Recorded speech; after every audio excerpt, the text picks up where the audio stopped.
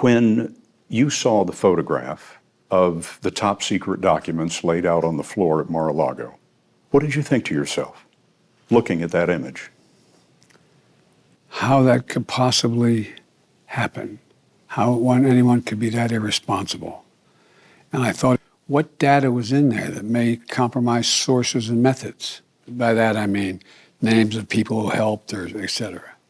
And it's just totally irresponsible. So this lengthy, expensive, and independent investigation resulted in a complete exoneration of President Joe Biden. For every document you discussed in your report, you found insufficient evidence. I need to go back and make sure that I take note of the word that you used, exoneration. That is not a word that I'm appears going in to the continue report, with my questions. I'm going to continue with my questions. I know that the term I ultimately reached I know that whether the term sufficient evidence existed such that the likely outcome you exonerated would be a conviction. him. I know that the term willful retention has a Mr. Hurr, it's my time. You know, it really is amazing to watch a congressional hearing when you have even half a clue of what's actually going on.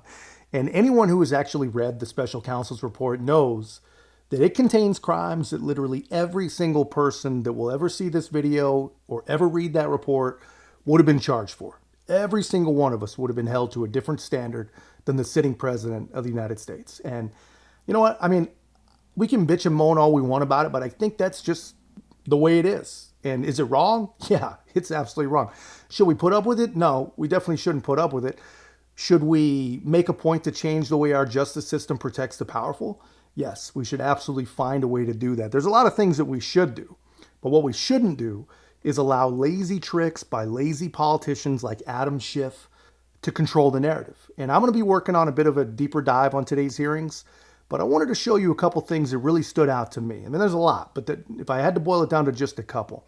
And the first one, I think, is something that actually seems like a pretty compelling motive for Joe Biden to have committed his alleged crimes, and also proof that he really, really did know what he had and when he had it. Mr. Hurr, why did he do it? Why did Joe Biden, in your words, willfully retain and disclose classified materials? I mean, he knew the law. Been in office like 50 years. 5 decades in the United States Senate, chairman of the Senate Foreign Relations Committee, 8 years as vice president. He got briefed every day as vice president. He's been in the Situation Room. In fact, you know he knew the rules because you said so on page 226. President Biden was deeply familiar with the measures taken to safeguard classified documents. And Joe Biden told us he knew the rules. Mr. Armstrong said this earlier. Joe Biden was deeply familiar with it. You're exactly right, because he told us when Jack Smith goes after President Trump, Joe Biden says, how could this happen? What data was in those documents that could compromise sources and methods? It's irresponsible. So Joe Biden knew the rules. You know he knew the rules. And Joe Biden told us he knew the rules. So, Mr. Hurr, why did he break them?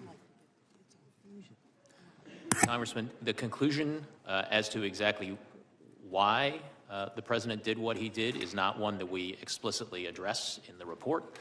The report explains my decision to the Attorney General that no criminal charges were warranted in this manner. I think you did tell us. I think you told us, Mr. Hurr. Page 231, you said this. President Biden had strong motivations. That's a key word. We're getting to motive now. President Biden had strong motivations to ignore the proper procedures for safeguarding the classified information in his notebooks. Why did he have strong motivations? Because, next word, because he decided months before leaving office to write a book. To write a book, that was his motive. He knew the rules, he broke them because he was writing a book. And you further say, and he began meeting with the ghostwriter while he was still vice president. There's the motive. Mr. Hurr, how much did President Biden get paid for his book? Off the top of my head, I'm not sure if that information appears in the report. It sure does. There's a dollar amount in there. You remember? I don't. It may be $8 million. If that's $8 million. Joe Biden had 8 million reasons to break the rules. Took classified information and shared it with the guy who was writing the book. That's why he did. He knew the rules, but he broke them for $8 million in a book advance.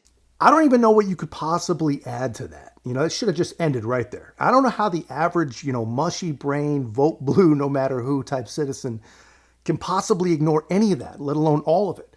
And I don't know how the government can go on pretending like the fact that Joe Biden was let off the hook for this is not direct evidence of a two-tiered system of justice.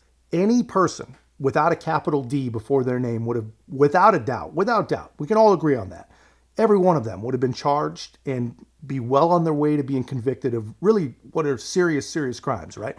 He knew he had classified materials. He told the writer that he knew what was or wasn't classified. And as far as the book is concerned, he did it for $8 million. There is no disputing that. But Democrats don't even attempt to dispute it. This is basically the depth of their deep understanding right here. I need to address something that you said in your prior question. What you are suggesting is that I needed to provide a different version of my report that would be fit for public release. That is nowhere in the rules. I was to prepare a confidential report that was comprehensive and thorough of an explanation. What is in the of my decision rules, to the Attorney Mr. General. Hurr, what is in the rules is you don't gratuitously do things to prejudice the subject of an investigation when you're declining to prosecute. You don't gratuitously add language that you know will be useful in a political campaign. You were not born yesterday. You understood exactly what you were doing. It was a choice. You certainly didn't have to include that language. You could have said, vis-a-vis the documents that were found at the university, the president did not recall. There is nothing more common. You know this, I know this. There is nothing more common with a witness of any age when asked about events that are years old to say, I do not recall. Indeed, they're instructed by their attorney to do that if they have any question about it. You understood that. You made a choice. That was a political choice. It was the wrong choice. Mr. Chairman, I yield back. Gentleman yields back. The gentleman from Arizona. Did special counsel wish to respond to that final question? Yes, Congressman, what you are suggesting is that I shape, sanitize, omit portions of my reasoning and explanation to the Attorney General for political reasons. No, I suggest that you not shape your report for political reasons, which is what you That did. did not happen, Congressman. That did not happen. I gotta be honest, man. I am a little surprised how disrespectful a lot of these Democrats were to Robert Hurr.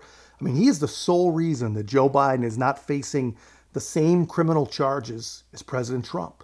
And really, the only good reason, for lack of a better term, that Robert Hurr had is the fact that Joe Biden is so intellectually degraded that he shouldn't be held accountable for 50 freaking years of wrongdoing that he knew was wrong. And they can prove that. And it's almost amazing to me that they would even go the direction they went. But if you watched it, and like I said, I'll do more on it soon. But if you watched it, they must have run out of runway on the Trump angle. Just got tired of talking about Trump. So they had to resort to this lazy, weak, and really pretty disgraceful approach to Robert Hurr. I don't really agree with much that Robert Hurr has done here, but I am thankful that he had the courage to defend himself and really call out Schiff as the ridiculous moron that everyone outside of California recognizes him to be. Truly amazing stuff, remarkable stuff. I hope that Steve Garvey in California has just got one last home run up his sleeve in November. But that's just my take, guys. Let me know your thoughts in the comments and be a part of our growth. Make sure to like, comment, subscribe. Most importantly, share the channel. I'll see you in the next one.